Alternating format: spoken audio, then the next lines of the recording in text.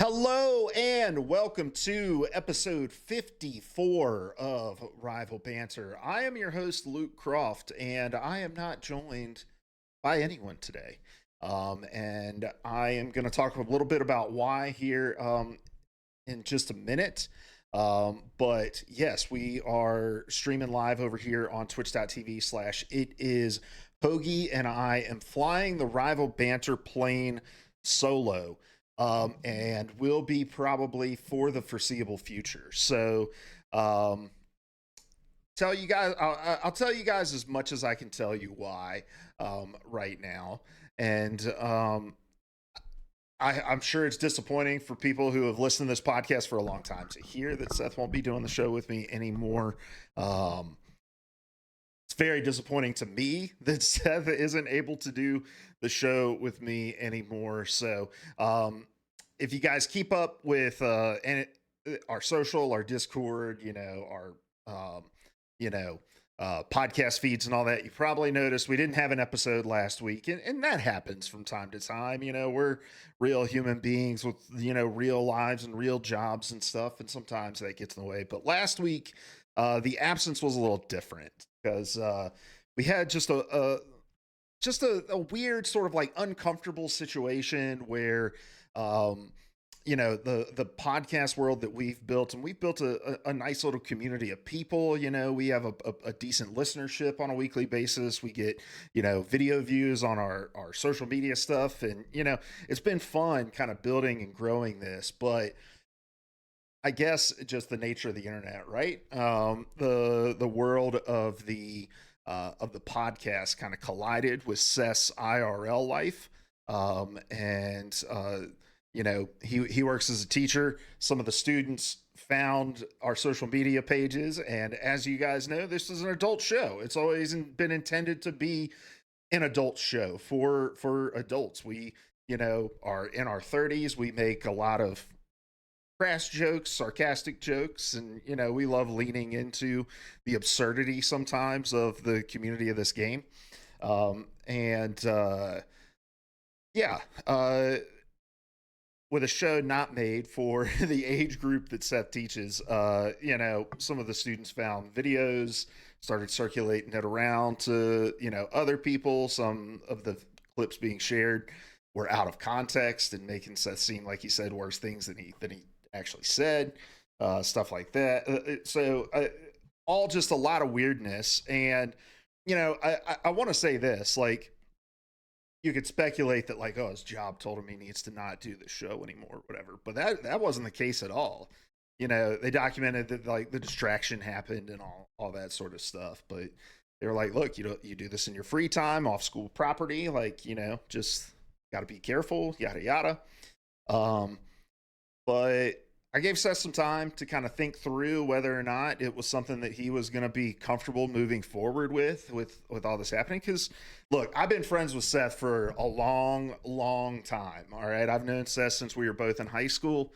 I've never seen Seth like frazzled about something, and so last week stressed me out as a friend because my friend was stressed out and frazzled.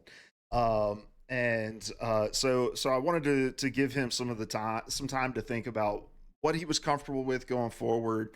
Now that the cat's out of the bag, was there a way to kind of get the cat back in the bag and make this possible for him?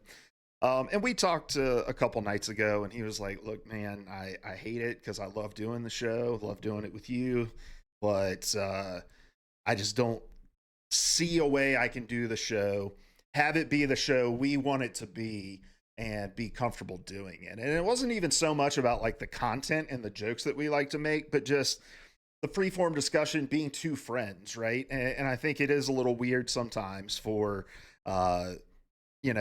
school age kids, teenagers, high school age kids to remember that the adults that are in their lives are human beings as well, who go home, have hobbies, have things that they enjoy, have passion projects that they're pouring themselves into. I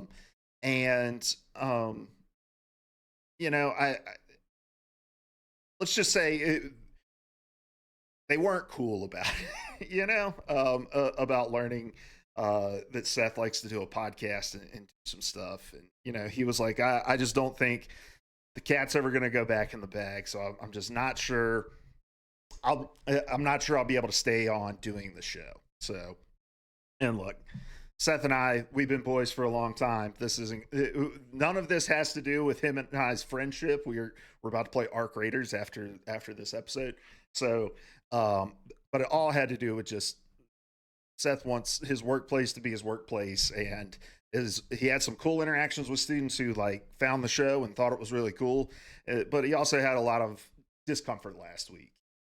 It's not my intention to ever make him feel that. And I'm sorry for, I'm not sorry for our show or our content or anything like that, but for him to be in the position that he was put in last week, I hated seeing him like that. But he's good. He's employed, and who knows, maybe there's a day sometime in the future where things turn around. He's able to rejoin us. But, as of now, I've been trying to decide, like, okay, what does the show look like moving forward now? Because I've been podcasting a long time.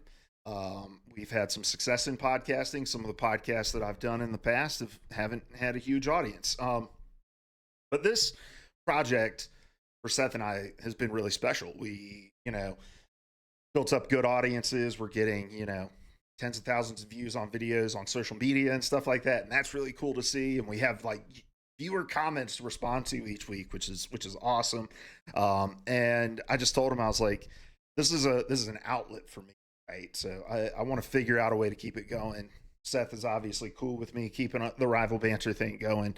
And yeah, hopefully one day he'll be able to come back around, do the show with us, and he's going to be sorely missed. I think he's still hanging out in our Discord with us.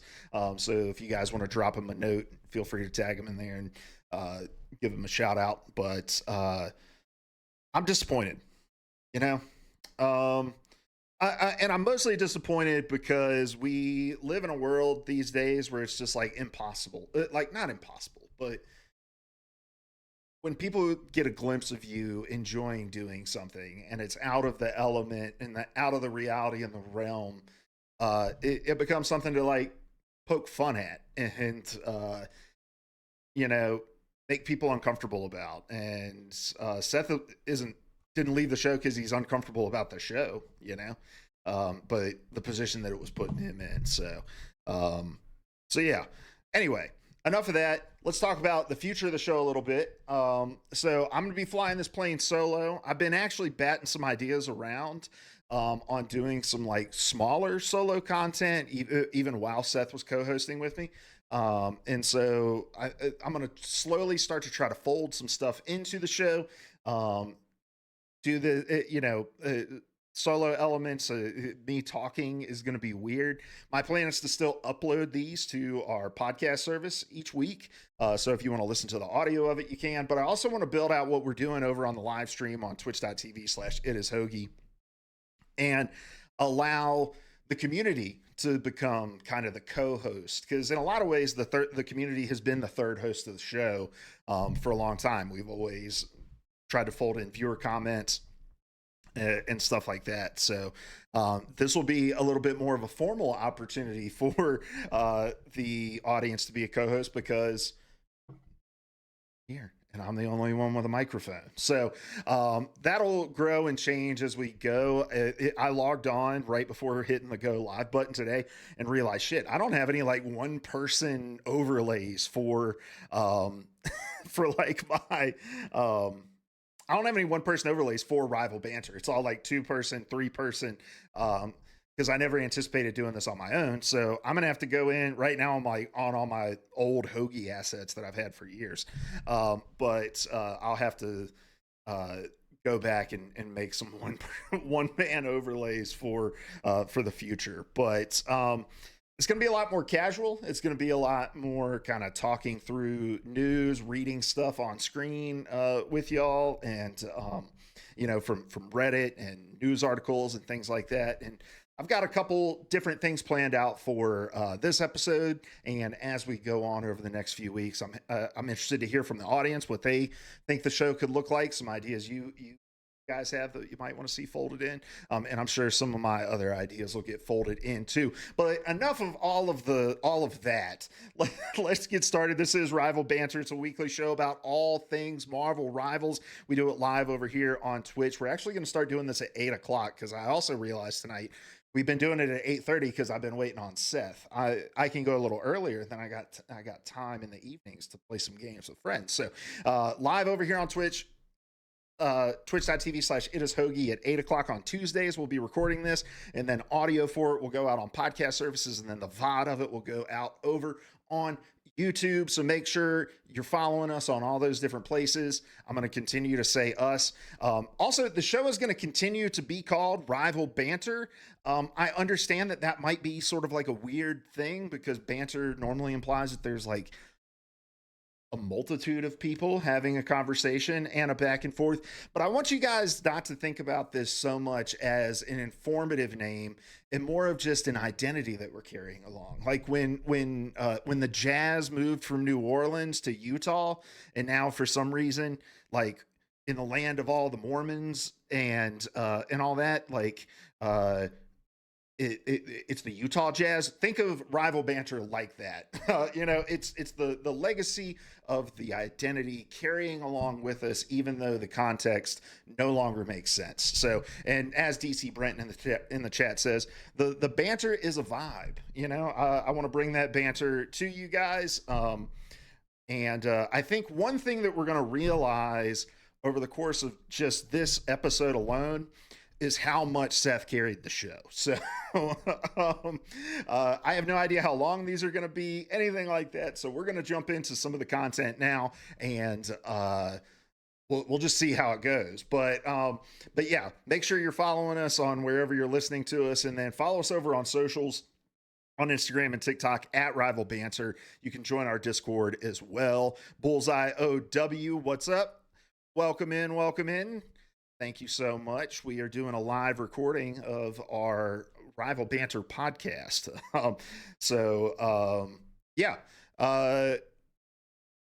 Make sure you join our Discord, all that sort of stuff. But let's jump into some viewer comments from from 2 weeks ago. So 2 weeks ago, we were talking about how the asymmetrical multiplayer of the Path to Doomsday event kind of reminded us of Evolve. And Justin Franz 2470 over on YouTube said, Evolve could have been great, but they were far too greedy. $20 per monster, 25 monsters, 16 heroes, 50 plus weapons, and 15 stages, and all of it hidden behind a paywall over $500 at launch. Warframe is still totally free.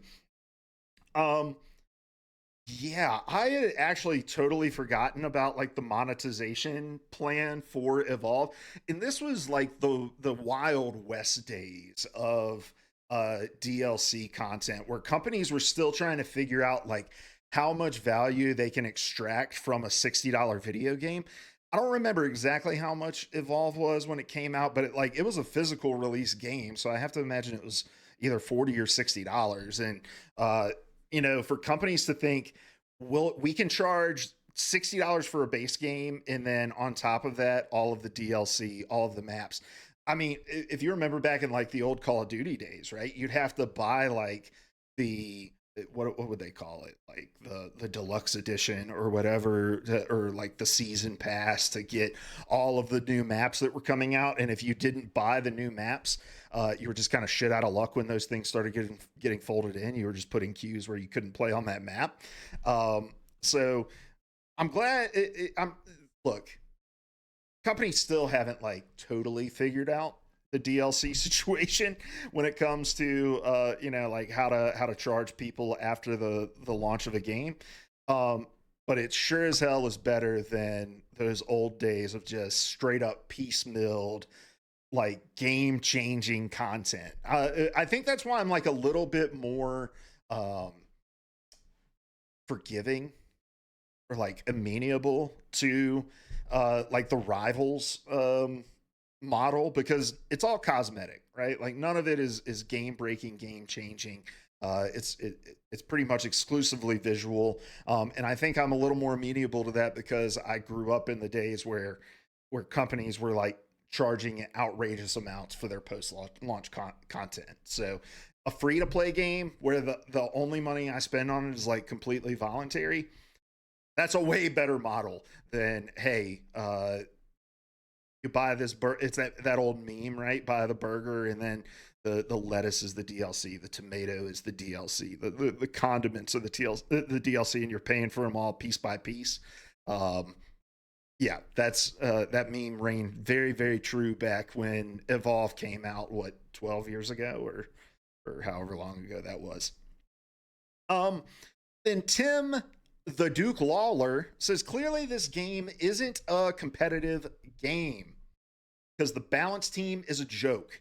What you are talking about is pandering to the non competitive gamer, which has never worked for a game made for competitive people.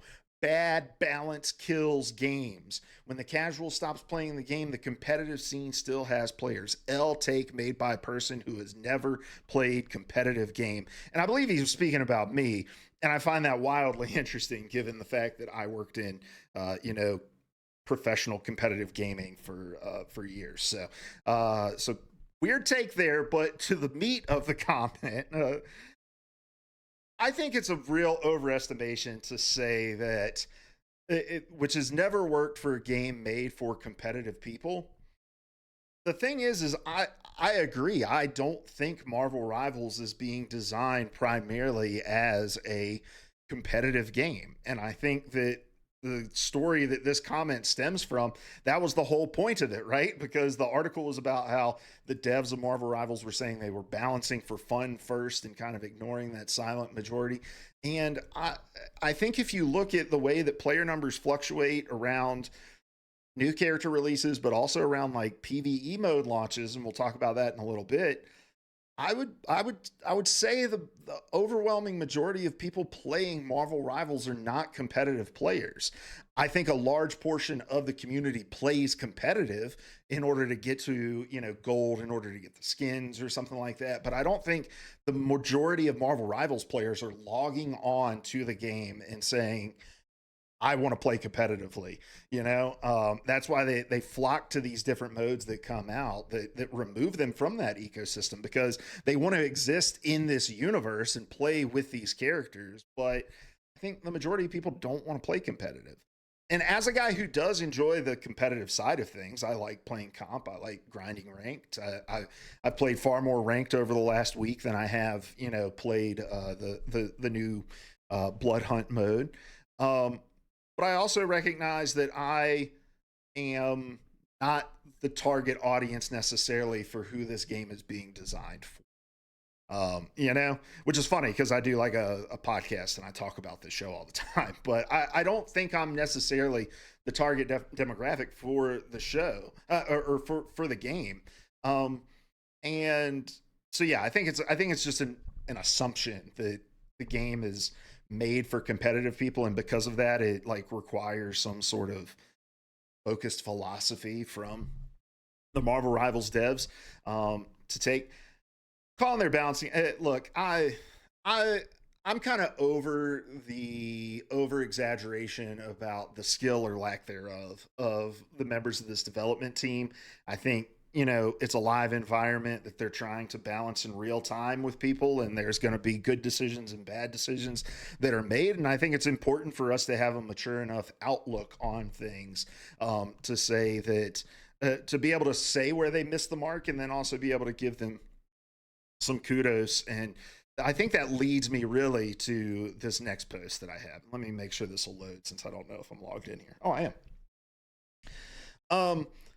So we posted up the video talking about that quote where the devs were talking about how they were focused on balancing for fun. And we got, I think 74 comments on the Instagram post, and we got, I don't even remember how many we got on TikTok. It was similar though. And I just have to ask this, guys. Is every person that exists on the internet just that fucking miserable? like I read these comments and it's like, I haven't had fun playing this game in like the last 4 months, or this game sucks because of this, and this, or I log on every night and I have to put up with this mechanic that annoys me, and I fucking hate this. There's no way they're balancing it for fun. And forget the math, forget the abilities, the cooldowns, the patch notes, the all of that. Forget Guangguang and Ziyang, forget all of that sort of stuff. If you can seriously sit down and tell me that you are logging onto a game every night, playing it endlessly, and you're this fucking miserable about it, like, do you not have like phone or computer or internet access to go and like look for new games? Like, do you, I cannot imagine like existing in a fandom and in an ecosystem and just making it my full identity within that ecosystem to be as miserable as fucking possible with regards to it. And it's not improving anything. People that have this posture towards a game, ultimately you just get blocked out by the developers, because you're never going to be satisfied. Everything's always going to be shit. Everything's always going to be broken. It's never going to be as good as it was back when I first started playing it. And we let the nostalgia of the old game blind us to the status of the new game. And the fact of the matter is that while the game today is nowhere close to perfect, the game a year ago was nowhere close to perfect. And this like nostalgia that we look back on as if there was some utopian days of pure balance within Marvel Rivals just doesn't exist. And it's like, so if you haven't been able to find happiness with the balance of this game in the last year and a half, and I'm not saying you have to think everything's all nice and rosy, but coming on to a video and just being like, you know, how could they say they're balancing for fun when the game is so fucking unfun? And it's like, bro, let's go check your played hours of this game. And if it's over 1,000, like, shut the fuck up. It's like the people on Steam who like leave a review and they're like 2 stars, 2,500 hours poured into the game. You know? So I just, a little bit of advice to the people that are commenting on these TikToks. Like, in your free time, in your spare time, do things that you enjoy, do things that bring you fulfillment, do things that give you purpose and direction or satisfaction and rest and relief. And when things no longer serve those ends, feel free to cast them away. And if you think that a game is this unfun, just, it's okay to move on to something else. DC Brent over on Twitch says it's also hard to balance to perspective. A Metal Rank's view of what's balanced when they are dying constantly to Wanda and Penny Mines is going to be wildly different than what the top competitive players see and think. Incredible point, DC Brenton, and that is why we're the chat is going to be our co-host here over the next few weeks, because I think that's a great point, right? The skill range, it's the skill range, it's the time commitment, it's the equipment that you're playing on, you know, all of this factors into how you experience this game. And when a development team is sitting down trying to figure out how to balance it, it's really hard to kind of envision who the average player in your game is, because if we were to just go to like, we're going to balance for the rank where the most people exist, then the top players who exist in the pro scene are going to be unhappy with a lot of different things, you know? I just think we've kind of created this internet ecosystem where people who play the game for 12 hours a day sit down on stream and they clip out their hottest takes about how broken and terrible the game is. And with people's 20 to 30 second attention span, they only catch the very bad things without stepping back and realizing, like, this person that's posting the fucking critical clips about the game is also spending 12 hours a day playing that game. And you need to put that into perspective, right?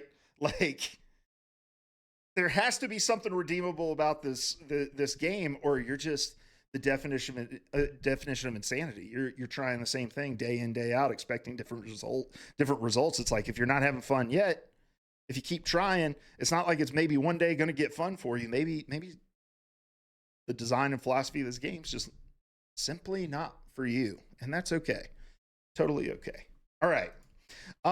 Let's move on to my weekend rivals and talk about what I got up to in game this week.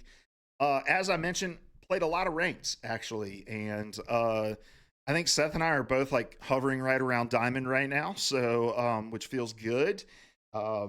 And because I think the end of the season's kind of sneaking up, right? We got like 2 weeks left in the end of the season. When I'm not doing the show every week, it makes the season fly by even faster. Because then we're only getting like 2-3 episodes for a half season rather than 4. So, but yeah, I've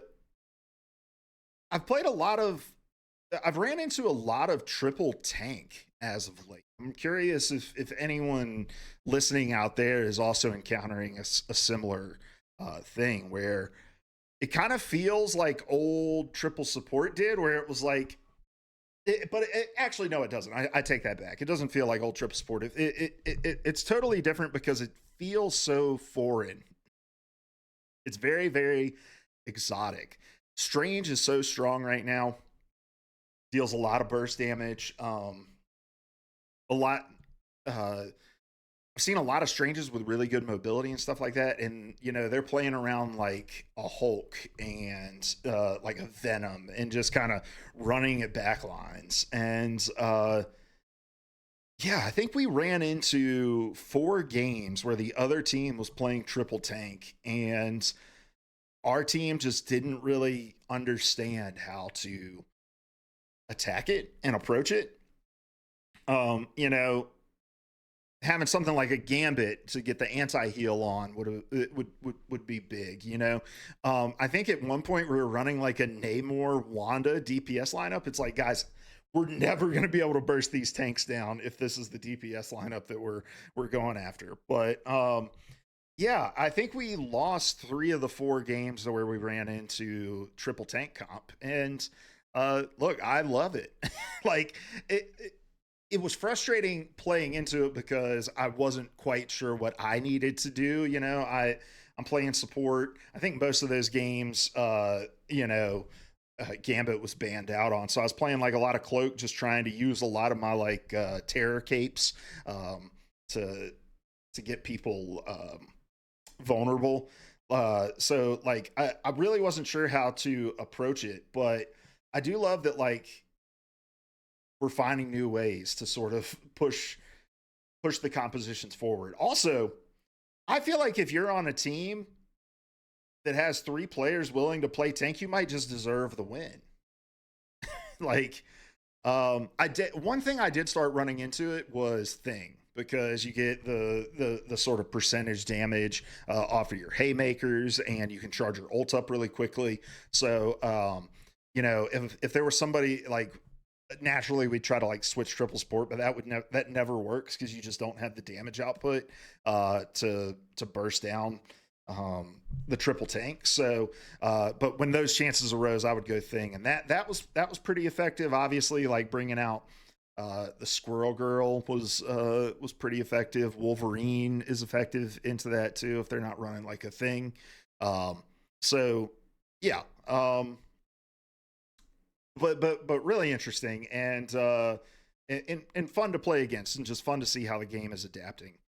DC Brent says, watching Strange and Ignite, it's like he's a completely different character. I'm terrible at characters where you kind of have to master like a specific tech. In his melee weaving is what really allows him to like get unlocked and go to the next level when it comes to making the most out of him. And when the pros are playing him, they do that really well, and they also have the timing of like the dark magic release figured out. So yeah, but pro Stranges, I think, and I think this happened a lot in Overwatch as well. During the professional season, you would see a lot more like meta picks because people were like a little bit more locked into that aspect of the scene. And because it's sort of like, I don't know, I don't ever play Madden in like April, you know, because there's no football on. I'm not like real interested in it. I'm not really inspired to play it. When the pros are playing Marvel Rivals and you see them cracked on a character that you love playing, it kind of inspires you to want to pick that up and play it more. I think Seth got his Strange Lord over the last 2 weeks, which was pretty exciting. He's been playing a lot. Again, I talk about this a lot. Strange is like one of the gaps in my tank play, and I probably need to learn him. But I've always just kind of relied on Seth to be the strange. Come be the strange I need.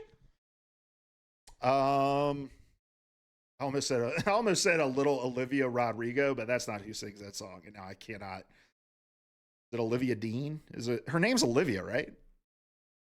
Is it Olivia? Now I don't know if it's Olivia. Hold on. Come be the man. Man I need. Okay, it is Olivia Dean. Yeah, it is not Olivia Rodrigo.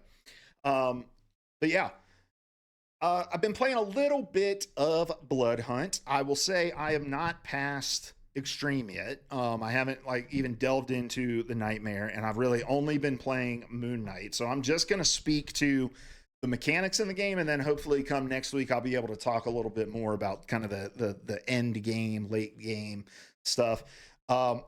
I love what Rivals is doing with Blood Hunt and with their attention to detail on PvE, and it feels like they really did listen to the feedback that came in from Zombies mode and gave it a lot more meaningful progression to play through with the new items, new forging, new abilities. You know, the other is the Arcania or something, whatever, where you get to invest points in sort of another stat pool. Like, yeah, I love that you could see the attention and the love and the detail that they put into this game mode. Like I said, haven't reached sort of the end game state, and I understand that the sort of volume of loot that you get plays a role in how you can forge and, you know, get currency and upgrade your character for the end game and stuff like that. I was a little overwhelmed at first by the by the amount of gear that you get, and I'm sure that the sort of options will begin to reveal themselves as I continue to play the mode. But I didn't really see. I'm not a big fan of equipment and items in games, and again, I don't think this is what Rivals is doing, but it's what it felt like to start, where it's just like, I have no real incentive to put anything on my character other than the highest level shit that I've got. And I know, like I said, as I go on, there's going to be builds that sort of reveal themselves and, you know, pass then. But in the state of the game I'm in right now, it's very much like, okay, well, I have this blue one that's 5 points higher than my old one. I guess I'm just going to put this one all on. So, but yeah. And as DC Brenton just said, that's all you were doing until you get to like level 50. And that's where I figured, you know, the volume of it is a late game mechanic. But as you know, I think one of the gaps we're going to see in this podcast with between me and Seth is like Seth focuses kind of in on like the minutia in like the game to game, whereas I like to really scope out and be like, well, what does this mean for the game at large? And I think the most interesting thing to me is the investment that we're seeing NetEase making into PvE, because I think they're understanding that the value of having a good PvE with a solid gameplay loop and really great replayability is going to attract an audience that is otherwise shut out from this game entirely. And I think I didn't realize this until I started playing Arc Raiders.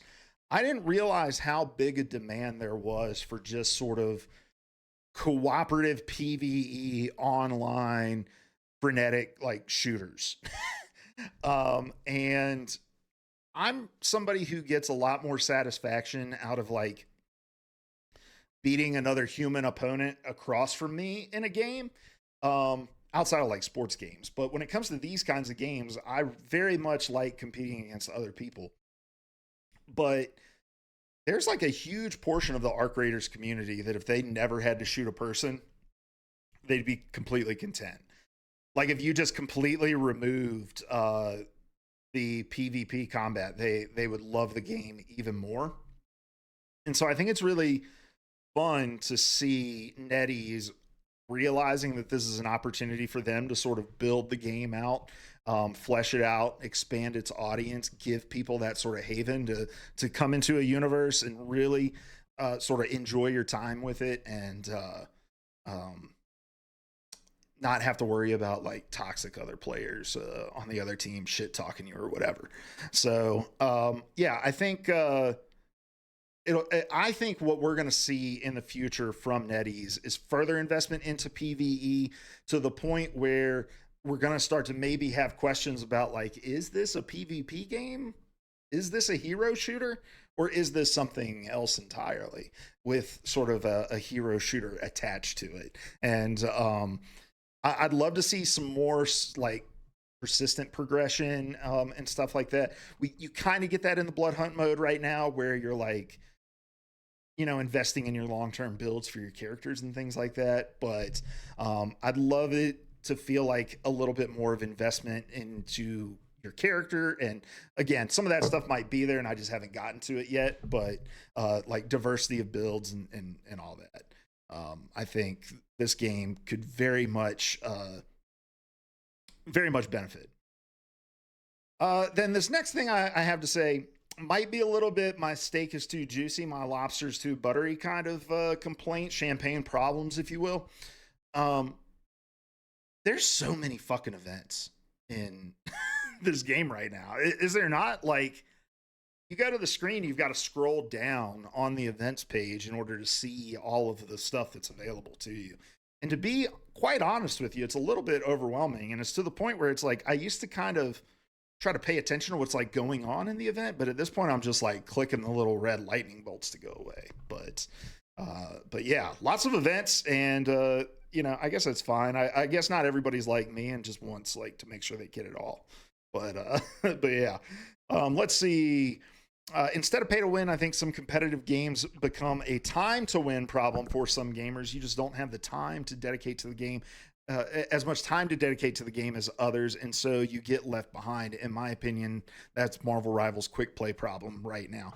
Yeah, I think this is a problem with all sort of matchmaking games, and I think it's a mixture of that, and people don't know how to self-evaluate their own talent within a game. I think those are the two biggest problems that plague online games, where they, you know, people log on, they play the game infinitely on end, and they kind of equate the hours that they invest into the game with how good that they are at the game. And so, you know, you might have 2,000 hours in the game, but you're still like in plat, but you have this mindset that's like, I'm hard stuck plat because I just get stuck with all these stupid ass teammates or whatever, you know. I'm sort of shadow boxing here, and that's okay. But yeah, I think people do. There's certainly a discrepancy of time that can be dedicated, but there's also just the issue that people too directly equate them. And the fact of the matter is, you can try really hard at something for a long, long time, and you're never going to be as good as you might think you are. You know, I could practice infinitely on end starting from now until I make it to get into Major League Baseball, and we'll never just be able to do it off of time dedicated to it alone. You know, there's other factors, there's other limiters here. All right, well, let's move on to Guangguang's Gooner Gallery. I don't have the animation ready on this overlay, but I do have overlays where we can go look at the entire screen. And there's a legendary Maid Elsa Bloodstone skin coming out, and you know, it is as you would expect it to be.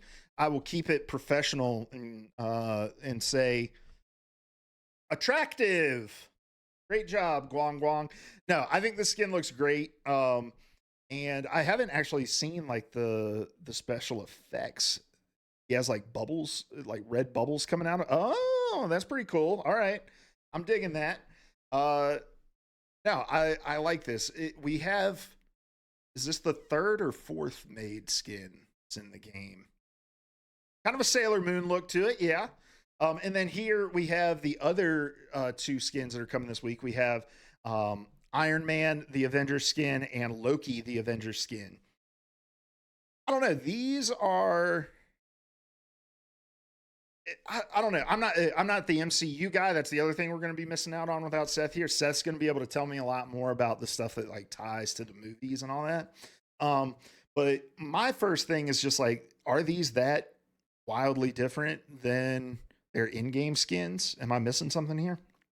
Like, I don't know. Feels kind of inspired. I think I'd rather see like an MCU event, like a multitude of these skins, because it's hard for me to see why you would want to pay 2,500 units or however much this is going to be to like for your Iron Man to just look like the other Iron Man, you know?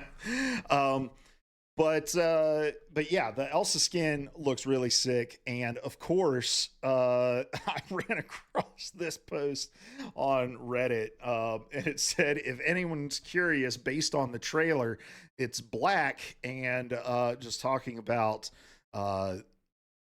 Elsa's underwear in it, and it's just, can we chill for just a second, guys? Just one motherfucking second. Can we get a trailer where there's not some Gooner posts 2 minutes after the trailer drops? Like, what are we doing, guys? Calm down. And then DC Brenton, look, Seth knows a lot about Marvel and all that sort of stuff. But when we get it wrong in our Discord, DC Brenton is the one that corrects us. He is the fact checker of the Discord. And he says, as an MCU guy, these were the two most boring choices because the Marvel Rivals defaults are already so close to the MCU version. Okay, I feel validated in my opinion about outside of game things if DC Brenton shares that opinion with me. So I'm validated in this. I'm going to stand 10 toes down on this only because I have the backing of my friends. All right. And the Loki and Iron Man skins are very close to the default. But love seeing them expand out into the MCU. I don't think we talked about this when they announced it, but they're going to be showing one of the Avengers movies in Times Square. And I just want us to rewind back to January for the predictions. And I should have brought the clip up. I predicted that they were going to show an MCU film in Times Square. So check that box for me. And yeah, give me the points for that prediction. I don't remember what my others are. I've got them written down somewhere. But I've at least scored one goal. And from all my days of making predictions, pretty good.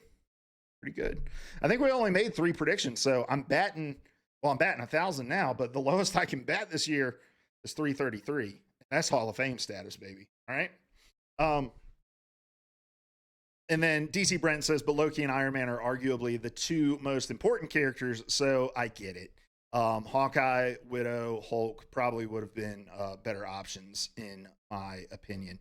Most important to that specific film. And yeah, when you're kind of getting what they're doing with the Path to Doomsday, like it all makes sense. But I'm kind of with you that there's probably options within the MCU that would kind of set it a little bit more apart visually. And then the last news story that we have for today, the Chrono-Rush event is returning on April 30th. It's going to run till May 15th when the new when season 8 comes out. And yeah, this season has flown by. I feel like it's been shorter. I don't know. I don't think it has been shorter. It's just felt shorter. But I also feel like I haven't been playing this game nearly as much as I played it in, say, like season 4 or season 3. Just because I've been busy with some other things.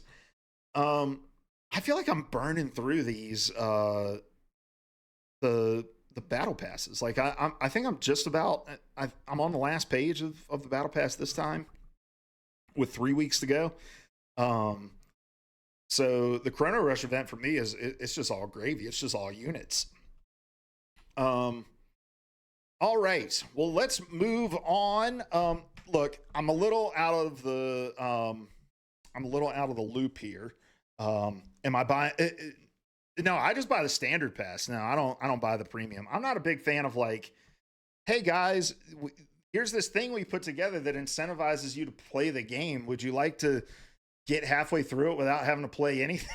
Like I don't understand. I get like for people that don't have the time necessarily, but yeah, I've never been somebody that like buys pass levels or anything like that. No judgment if you do. I'm not like morally opposed to it or anything like that. But the way that I play games and the way that I like to have the carrot on the stick at this point, the more the better to keep me logging on.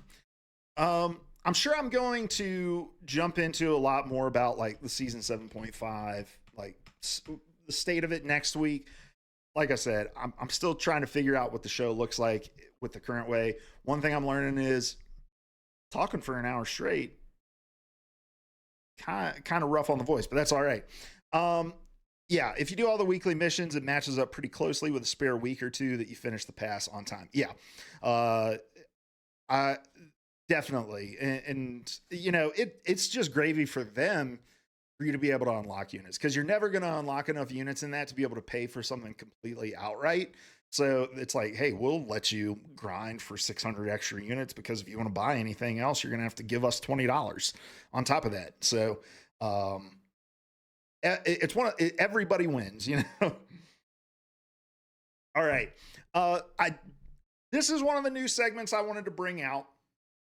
Doing this show solo, we kind of do this folding into what we were doing with Rival Banter before. But I spend a lot of time on the Marvel Rivals subreddits. I spend a lot of time on Marvel Rivals Instagram and seeing all the different posts and comments. I see a lot of shit over on TikTok and that sort of stuff. I'm just calling it the Reddit rundown for tonight because it's just 3 Reddit posts, but I want to start doing this week's terrible takes where I pull out some of the stuff that people have said across the internet in reference to this game and react to it, if you will. So I've got 3 different posts here of varying popularity over on the official Marvel Rivals subreddit, r/Marvel Rivals. This first one is from Insect Old 5463, and it says, SVP needs a massive reduction in points lost. In my opinion, SVP shouldn't lose any points. Anytime you get SVP, it means matchmaking screwed you over. So why should you lose any points? Question mark, question mark.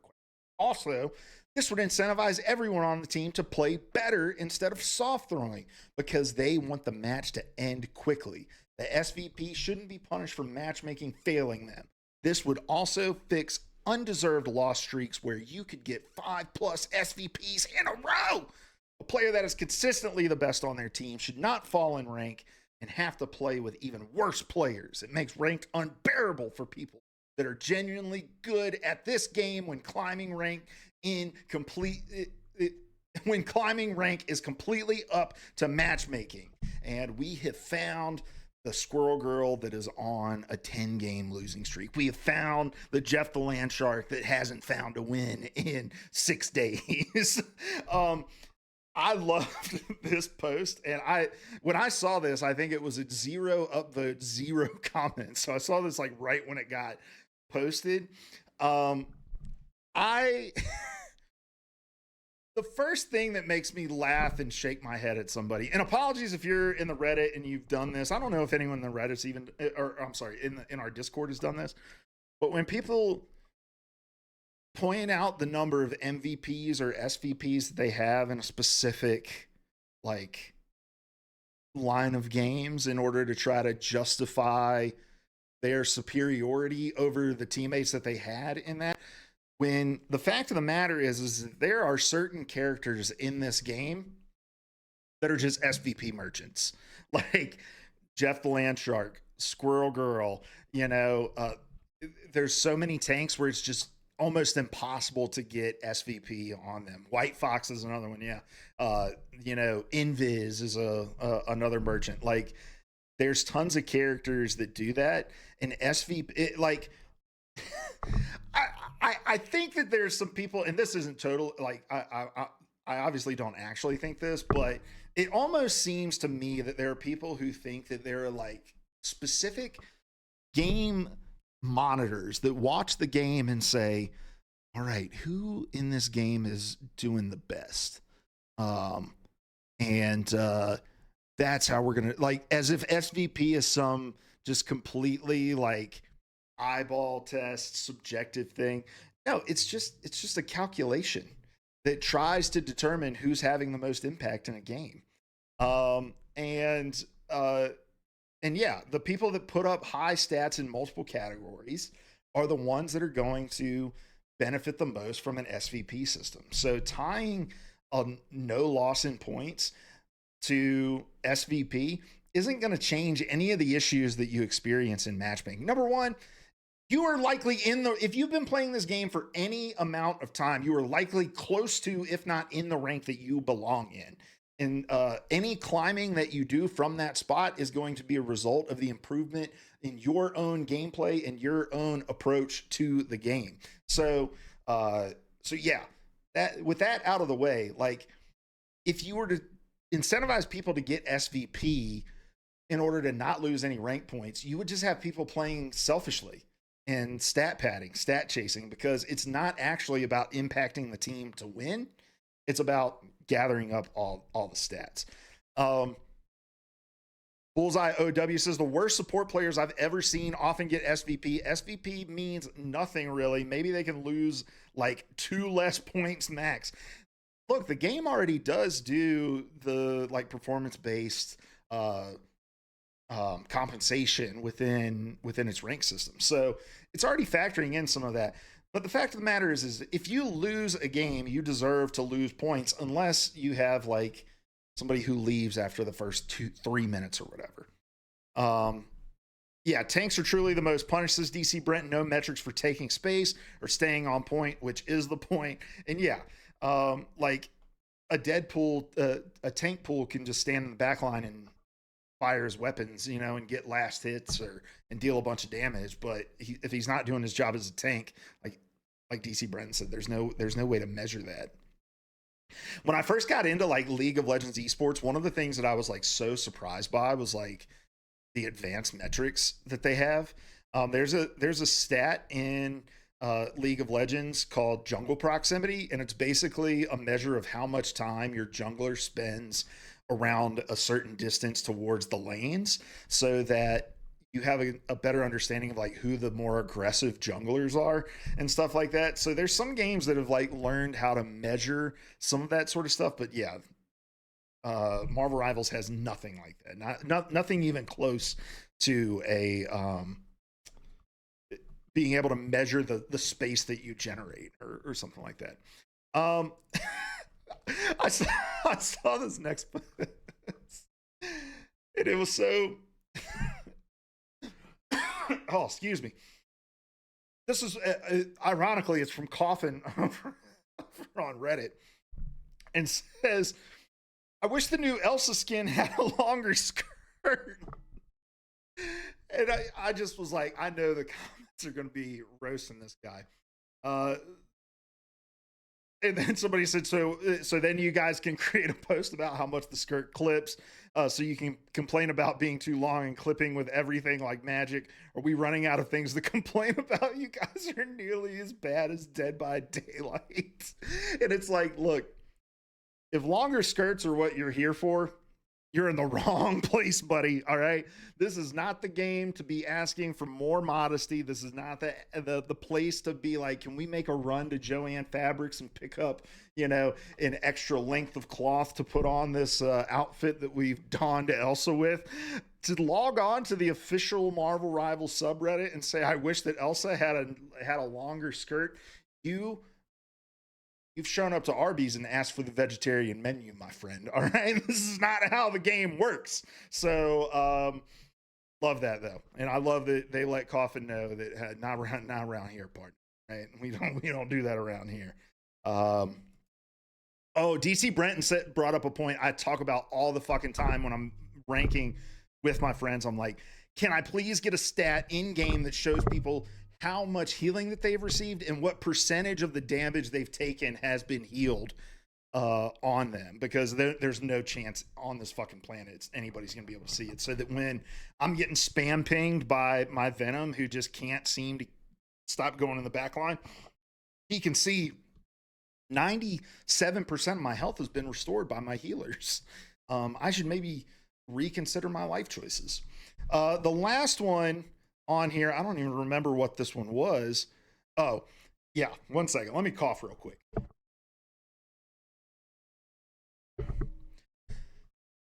Bad Fruit 01 says, there is something seriously wrong with the player base of this game. Just had 2 games in a row in D1 where teammates just decided to throw the game for literally nothing. First game, we pushed the first 2 points easily, not even close. Then on the third point, we lost 1 fight, and 3 people on my team just decided we all deserved to lose and swapped to Adam, Widow, and Squirrel Girl and just started running in circles. They were just raging in chat, GG, healers suck. You all are bad, and you don't deserve to win. MF, I don't deserve to win. I'm a solo tank, and look, I was with this post up to and MVP again. Getting MVP as tank has a little more credit to you, depending on what tank you are. If you're Thing, he's kind of an MVP merchant as well as a Thing main. We weren't even doing bad. It was 1 fight we misplayed. Like, what the fuck? I don't think I put this post in here to necessarily roast it. I think I put this post in here because this is just such a common experience. And I'm not talking just about the throwing in the game, but on Convergence or on Convoy, you get to almost the end of the map and you like lose. And your team just acts as if, no way we can win this now. We're doomed. We didn't finish the map. And just start throwing. Like, I don't know. Maybe this is coming from like the old Overwatch days when, especially on like 2CP, where you almost never finish the maps or whatever. Like, you're kind of conditioned to understand that having a win condition is almost better for you than finishing the map. Like, and obviously not really, but I think psychologically, I like knowing that, hey, if we stop them here, we just outright win, rather than, well, if they finish the map after we finish the map, we're just going to go to a second round or like another, like some overtime rounds of this shit. But the number of people in this game who just like lose 1 fight and check out, or get held right before finishing a map and check out. I don't understand it, guys. But yeah, I agree. There is something wrong with not just this game. I don't know. Competitive in a lot of games is weird. I've seen like a lot of weird toxicity in like Blood Hunt and stuff like that too. So I don't know, man. I think we could certainly deal with just some growing up and really some emotional regulation. But yeah, I am going to actually start up a new channel in our Discord server for Terrible Takes, where if you encounter an Instagram post, a Reddit post, a comment somewhere, a piece of, content, a short video or something like that, and you're like, this is a terrible Marvel Rivals take, I want you to talk about it on the show. We'll have a channel in our Discord for you guys to share those in it. All right, guys. Well, that's going to do it, I think, for this first episode. It's about 1 hour long, which felt like 5 hours because I've been talking nonstop. I'm very curious to hear what you guys think in the comments, in the chat, in the Discord, all that sort of stuff. Very interested to see what you guys think of this format, how we can continue to develop and improve. This is obviously like rough cut version 1. Seth told me on Sunday he couldn't do the show. I was like, I'm going to put something together to do it because I don't want to take another week off, all that sort of stuff. So share all of your unadulterated feedback in the comments. I want to hear what you guys have to say. If this just isn't a vibe at all and I should stop wasting my time, tell me that too. I'm open to all all kinds of feedback. So I appreciate everybody though for tuning in this week. If you missed what I talked about with Seth, if you're tuning in live, you can go back, watch the VOD. You can go back, watch the YouTube video, listen to the podcast tomorrow, all that sort of stuff. But we're back to active. We're back to doing some things. I'm hoping to do some more things as we move forward with the show, and with yeah, gonna do some more rival streams and stuff like that because I got my capture card and my UPC and all that. So I'll be around. We're gonna keep doing this show, keep hanging out, and yeah. But I am going to get out of here. Make sure you like, follow, subscribe, leave a comment, join our Discord, all that good stuff. And until next week, guys, good luck in your game. Good luck on the climb. We love you. Goodbye.